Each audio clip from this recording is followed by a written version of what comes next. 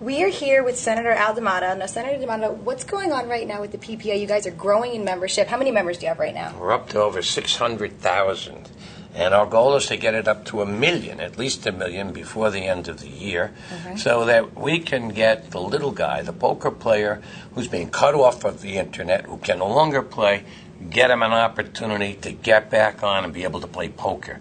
Seems ridiculous to me that you can bet on the ponies, but oh no, you can't play your favorite game of poker? It's ridiculous. Now, if you want to protect youngsters, that's one thing, but why take away the rights of all of the individuals, all the senior citizens, all the moms and dads who want to play?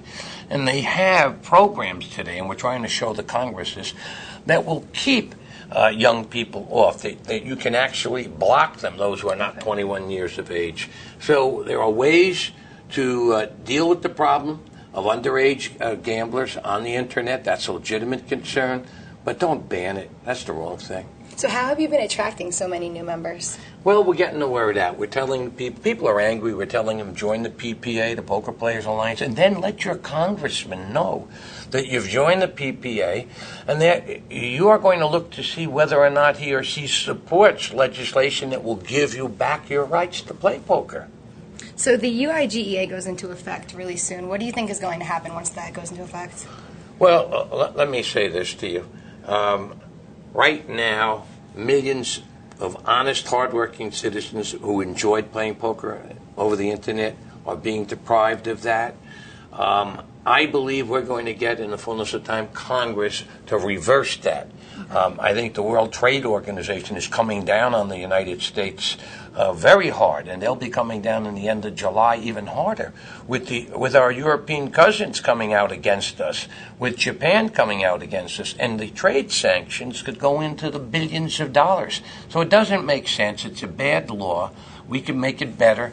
That's what the PPA is fighting, to bring this to the attention of Congress and to organize and galvanize the poker players of America into an effective political arm fighting for their rights.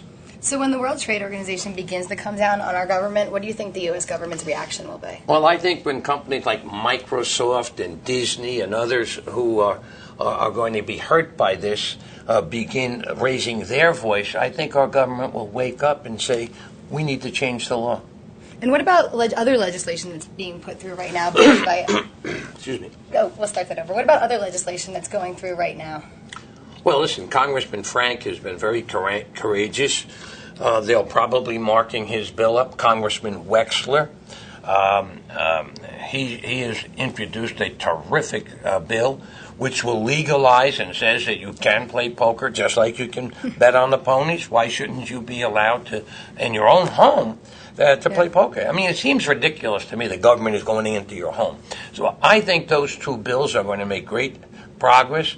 The Congresswoman Shelley Berkeley from here in Nevada, why she's got a bill that studies and says, listen, why don't you learn about this instead of just banning this? And what do you think her studies will show? I think it will show that that the American people are being deprived of the right, an inherent right that they have to use the internet. We're going into the 21st century. These guys want to roll it back, come into your home and say no. I mean, next thing, they'd be requiring us to wear a burqa or something? I mean, this is ridiculous. Yeah. So what progress has the PPA made since you became part of it? Well, look, we've grown the membership from 100,000 to 600,000. We have over 25 co-sponsors of the Frank bill that would legalize poker. We think we're going to be up to 50. And if we keep growing the organization and working together and getting the poker players enthusiastic about fighting for their rights, we'll win this fight. So ultimately you think that poker players will be able to play legally online in the future? There's no doubt in my mind. The question is when. We want it sooner rather than later, but we're not giving this fight up. If we don't win today, we're going to come back tomorrow. And if we don't win then, we're going to come back the next day. We will win this fight. People have a right to play poker on the internet. Big Brother shouldn't be coming in and saying, no, you can't play poker. You can bet on the horses, you can bet on fantasy sports, but you can't bet on poker? That's ridiculous. Absolutely. Well, thank you very much. It's good to know that you're in our corner fighting for us. Thanks for having us here. Thank you. Lizzie Harrison with Amato for Card Player TV.